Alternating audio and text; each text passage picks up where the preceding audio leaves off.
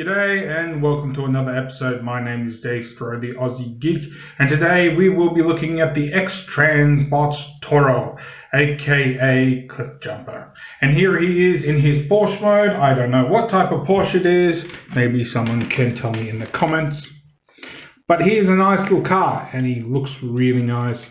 Honestly, it looks more plastic than paint, but I couldn't probably tell the difference even if I wanted to. But he does look nice. He has things that I like, has a couple of things I don't like. But yeah, so there he is from each of the sides. Front, the other side, and the back. No license plate there, big surprise. Underneath you can see a little bit, and from the top. You will notice this groove here. He does come with accessories. But first things first, let's get down to size comparison. So here he is with Wingblade. Obviously she is longer than he is. She is obviously wider, and she is obviously taller. And for you Earthrise fans, because this guy was my original place for Cliffjumper, he's actually a little bit shorter, obviously longer, and probably half a smidgen wider. Now you will notice that there's Autobot symbols on here, but not here, and I'll explain that eventually. Honestly, I'm not quite sure where Cliffjumper had him in G1 mode. I think it was like on one of the side panels. I might put that on, but I'm not quite sure yet. So there we go.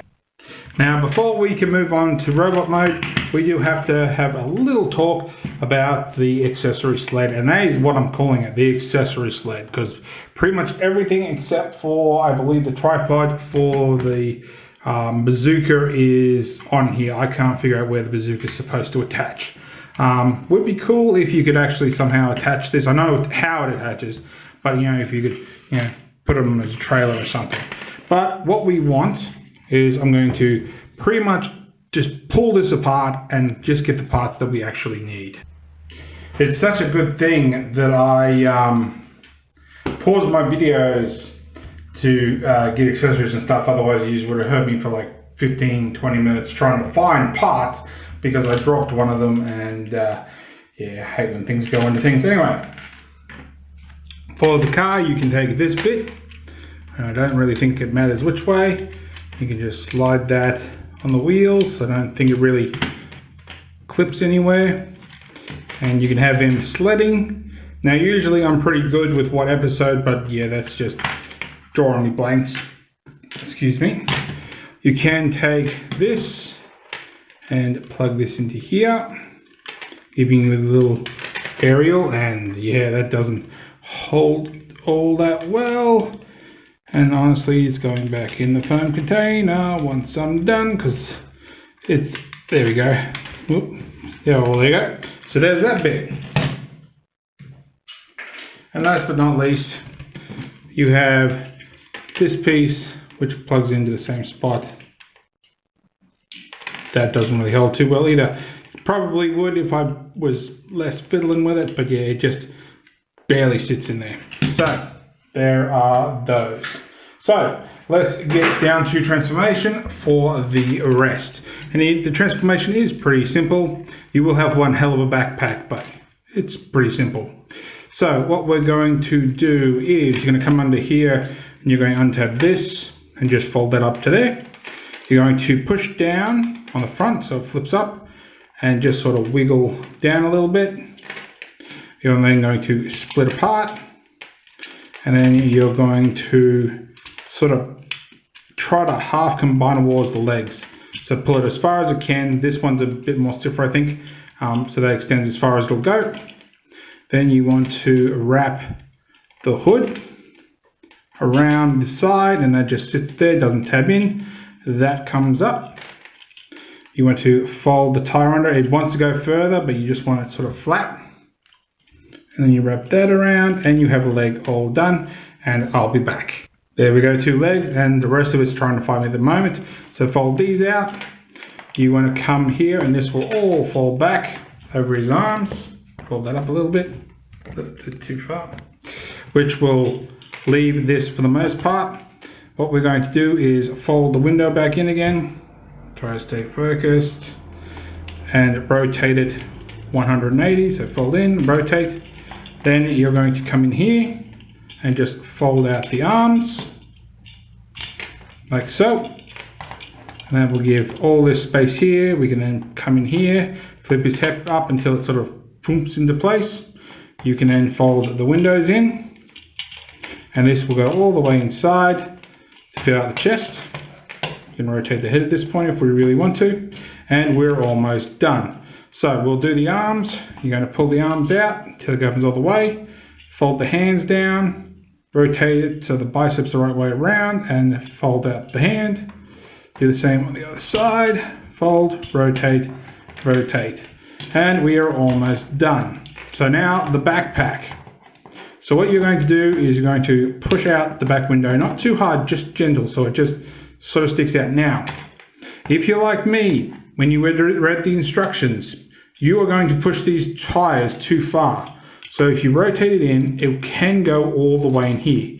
Now when I did it, I did that and I pushed it in, and I'm like, oh, all right, that's fine. It doesn't want you to go all the way in, it just wants you to go halfway. So you fold them halfway in, because if you fold them flat, it doesn't go far enough into the back windscreen to flatten things. So then you want to fold these in like so, and I'm half flattening the thing as well. Come on. Get back out there. So that should, for the most part, go pretty flat, except that tie is a little bit further in than what it should. It is a little bit fiddly, but once you've got it, you're pretty right. See, you want sort of these pieces together, and that's just going to push together to push to the back. But if you have it flat, there's not enough room.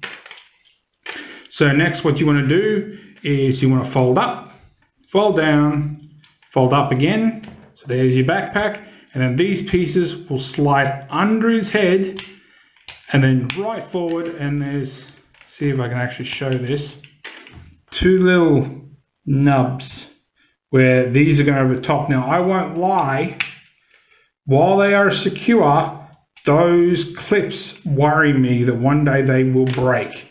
So if this thing falls off a shelf, that's the piece that I'm going to be worrying about. And there we go. Now, if you try doing that by doing the wheels wrong, he cannot get that all the way up to clip in. It will get so far and then say, you know what, mate, bugger it, you're not getting no further. So there we go. There we have Cliffjumper in his robot mode. Unfortunately, I can't really lower my camera any further, so we'll have to do this. Autobot insignia on it obviously does not come as part of it. And that's not quite far enough in the right spot. It is, but it isn't. I think it's just the view I'm viewing it as. So now, one of my little bit gripes, and you can just make it out, this windscreen's blue. Now, that may not annoy many people, but when considering the original windscreen's black, I don't know, it just sort of knocks me off. Now, in saying that, the actual Earthrise figure does something similar, where the back window is dark, but the main window is blue. But we'll get to that when I get him transformed. Now, there is a couple of things here that I'm going to have to work out myself, but for the most part, he is pretty right. So, as for also the head, just, I don't know, the blue eyes is nice, but I don't think the face stands out too well. But as for articulation, head can do a full 360, looks up that far, looks down that far. Can do a full 360, mine are nice and tight ball joints. He has bicep rotation. He has single jointed elbows. He has wrist rotation on a ball joint, and you can a mushroom peg, and you can use that if you want. He has typewriter fingers. He has waist rotation. Legs can go up that far.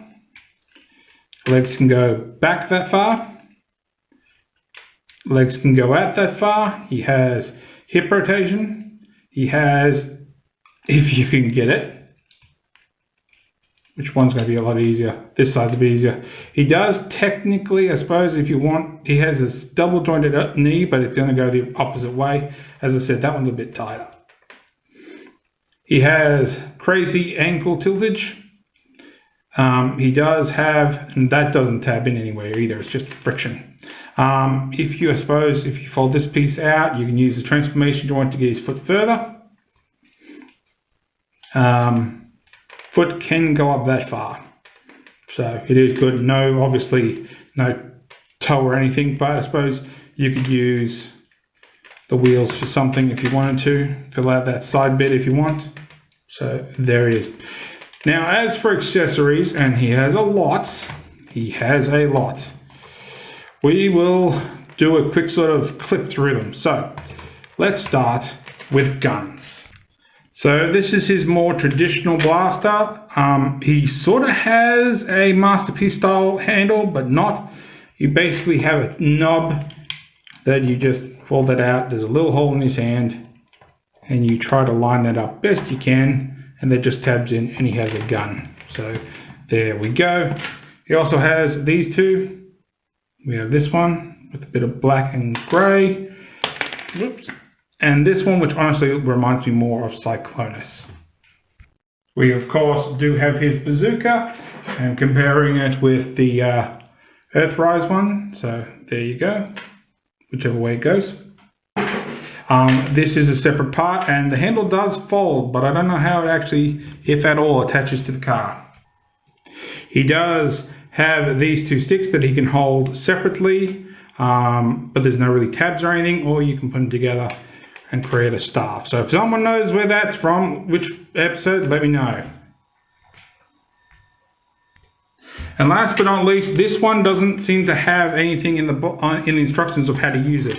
So I'm going to guess it just slides over his hand, and that's actually pretty snug. Honestly, I thought maybe you had to fold the hand back like a lot of figures do. Oh, there you go. It fits really snug. Actually, I think it just initiated the transformation joint.